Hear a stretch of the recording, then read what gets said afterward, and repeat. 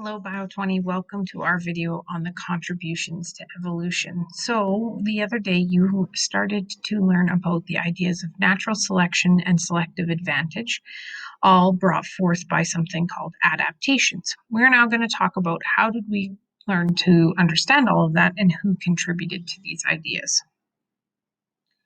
Before we get started, I just want to touch on a little bit of basic understanding. So the idea of what is a theory.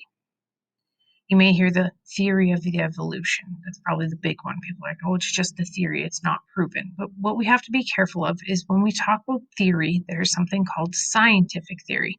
And it always starts with a scientific hypothesis. What it means is that a statement is providing one possible answer to a question or one possible explanation for an observation. An example of this would be you have a problem, a question, and then a hypothesis. My problem is my car won't start. Uh-oh. So I question, why doesn't my car start? I'm then going to make a hypothesis. The battery may be dead. That is a hypothesis. It could also be, I don't have gas in my car. It could be many different things, but essentially you are providing one possible answer to a question or a problem. That being said, when a hypothesis is consistently successful at answering the predictions made. So if I said my car won't start and I test my battery and my battery is dead, if every time I went to go start my car was dead and it was because of my battery, I can say that my hypothesis is pretty spot on. So it leads to successful predictions and explanations. And what it does, these general statements then get made into what we call scientific theory. So we're going to go through the people who gave us some really important theory over the years. So the contributions to the theory of evolution. Lots of someone famouses. They're just famous people. We're going to start off a really long time ago with Plato and Aristotle. Now, I'm not going to get into these guys. It's been a long time, but essentially, guys, the only thing they had was their eyes. They could only see what they saw with their eyes. There was no microscopes. There was no telescopes. It was pretty just what you saw is what you get. So when they would look around, they said, you know what? Life is perfect and nothing changes. And that's where they left it. It stayed like that for a very long time until this lovely man right here, Buffon, came along in 1707. And he is a pretty cool guy. So he started doing some research and did some theories and came up with some really cool things about common ancestors. Now, Buffon's ideas came from looking at what we call now comparative anatomy, homologous and analogous structures, which you are going to learn about in the next lesson. His ideas were pretty rough, but what he did is he opened up a door for so many people to study this idea of fossils and this idea of a common ancestor. So he had this idea that maybe apes and humans may have a common ancestor. Buffon really inspired this guy, Cuvier. Cuvier came around in 1769. So Buffon's ideas stayed around for a really long time, but Cuvier took it and thought to himself, how can I build on this? And he is actually credited for the creation of the study of paleontology, so looking at fossils. You may think of a paleontologist as someone who looks at dinosaur bones, for example, okay? And what Cuvier really did was he solidified this world of comparative anatomy, looking at fossils to see where the relations lie. Now, you did an activity, or maybe have started the activity on the NOVA lab, where you were looking at animals and looking for structures and DNA that were similar. Now, the cool thing is they didn't know about DNA back then, but they could still look at fossils. With Cuvier's understanding using fossils, he was actually able to expand Linnaeus's taxonomy. So if you think about taxonomy and the phylum category, he was able to actually expand that phylum category using his fossils. Along with Cuvier, Lyell was also inspired by Buffon. Now, Lyell lived in the world of geology. He is actually the geology guy. Now, I said she theorized, and I apologize, that should say he theorized, but his idea was he looked at strata or layers on the earth. If you look at something like a hoodoo, or if you're going out to Redcliffe and you see the hills in Redcliffe and you can kind of see these stripings in the sides of hills, that's strata. And what Lyell, is he looked at the strata and he actually helped us understand the tertiary period. He then said that slow, subtle processes happen over a long period of time that result in substantial change. And this concept was huge for Darwin. We're going to talk about Darwin here shortly. In fact, Lyell and Darwin were actually quite good friends. And Lyell is one of the reasons that Darwin was able to get all of his works published the way he did. So it's kind of cool. They had a good friendship. Lyell did geology, and we're going to learn about Darwin doing evolution. So Lyell's idea that slow and subtle processes can have huge effects really had a profound impact on Darwin, and he actually wrote about it in his book. Now, before we get to Darwin, we got to talk about someone named Lamarck. Now, Lamarck lived from 1744 to 1829. So he kind of lived in the period of between Buffon and Cuvier and Lyell. Now, this is my good friend Lamarck there, okay? Jean-Baptiste Lamarck. And he wrote a book, which I'm not going to say properly, but Philosophie zoologique, in which there are two very key concepts, the line of descent and the inheritance of acquired characteristics, the use and disuse.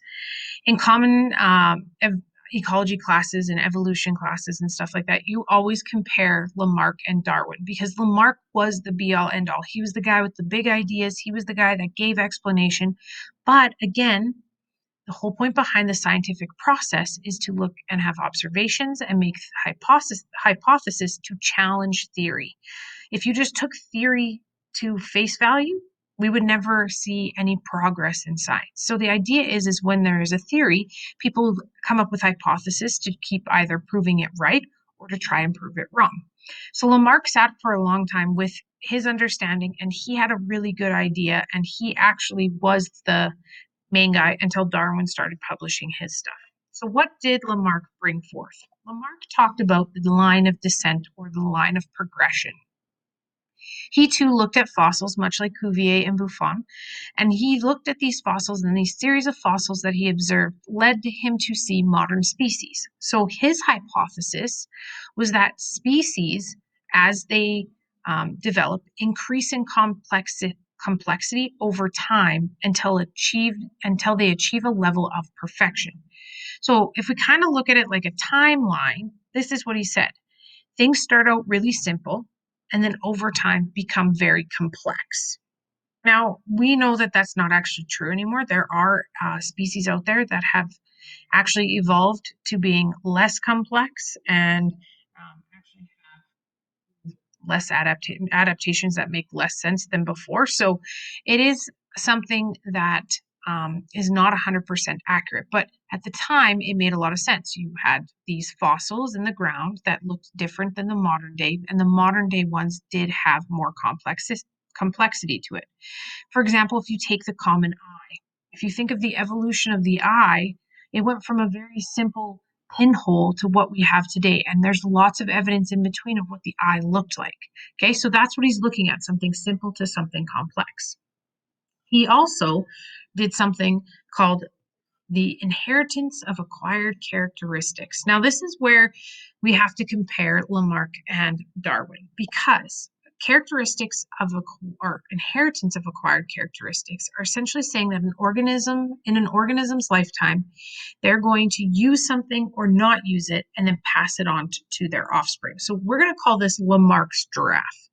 We have the original ancestor on the far left, and as it's trying to reach for the leaves, okay, and stretching its neck, and stretching its neck, and stretching its neck until its neck becomes progressively longer. He called it being driven by an inner need, a need to be able to survive. And so he said these are acquired over that organism's lifetime. So he termed the coin use and disuse. Giraffe stretched for leaves, so it's using it, so its neck became longer, and then it passed that on to its children. All right, so that's Lamarck. He said, you use it, you get to keep it, you don't, you lose it.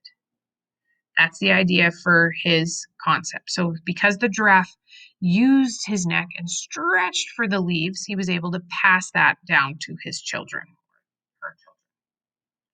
Now, like I said, Lamarck's ideas were widely taken for quite some time until Darwin started to come along and publish some stuff. So here's Charles Darwin, the father of natural selection and evolution. Charles Darwin lived from 1809 to 1882, and he is known for the famous Galapagos Islands, Darwin's finches. He is the reason that we understand the theory of evolution. His contributions came in the book called The Origin of Species, which talked about the occurrence of evolution and natural selection as the mechanism for modification. Now, you know what natural selection is. Natural selection is that idea of selecting for or selecting against certain characteristics. If I select for, I'm saying that they have the better chances of survival. If I select against, I'm saying that most likely they're not surviving in their environment. However, we use the term evolution now, but at the time, Darwin used the term descent with modification. Okay, so he was saying as animals are born and as things are passed on, we see some modification in each generation after. He looked at present life forms and he compared them to common ancestors. So again, much like Buffon, much like Cuvier, and much like Lamarck. But this time what he was saying that depending on the environments they had inhabited, this is going to cause an accumulation of diverse modifications. So rather than just looking at the fossils in where it's sitting, so in situ, it's what it's called. What he did is he said, well, yes, this is where it is, but how is this related to things all over the world? And how does the environments play a role on it? So Darwin and Wallace, essentially, they reasoned that the competition is the reason that species are selected for or selected against. So the larger proportions of the population that have the traits that help for survival will pass it on to generations. Now you're probably thinking, Wallace? Who's Wallace? Well, Darwin wasn't the only one that was onto this. Darwin is just more famous because he published faster. Darwin's writing and his publications happened at exactly the same time or a little bit faster than Wallace. Now, Wallace was working in the Amazon, and they actually came up with the idea of evolution at roughly the same time. Two different areas of the world, but they came up with the same idea. Darwin published his Origin of Species. Wallace published another book, not as commonly used, but essentially it's the same idea that if you have an individual that has a trait that's going to allow for it to survive, it can pass it on to further generations. So Darwin proposed that all life on Earth has descended from some unknown organism, and that descendants spread out and adapt to different environments, thus causing evolution. So if we're going to go back to the giraffe example, we're looking at Lamarck's giraffe. On the left-hand side, top giraffe. Short necks, they're reaching for the leaves, so their necks stretch a little bit, reaching for their leaves, so the necks stretch a little bit more. Perfect, it can reach the leaves.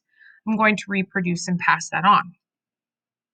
Darwin says, no, let's look at the environment and let's look at the species around. On the bottom left side, you will see a short-necked giraffe and a long-necked giraffe. And what you'll notice is that the short-necked giraffe doesn't make it because he doesn't have the right characteristics to survive in that environment. But the longer neck one does survive, reproduces, and passes that gene on. And now its child has a longer neck. And then that child may have a longer neck than its parent and pass that gene on. So now you have modern day giraffes with very, very long necks. And the idea is because they were suited for their environment. They had the best fitness to make sure that they were able to survive any competition that came along. So those are the key players and the contributions that led us to the theory of evolution.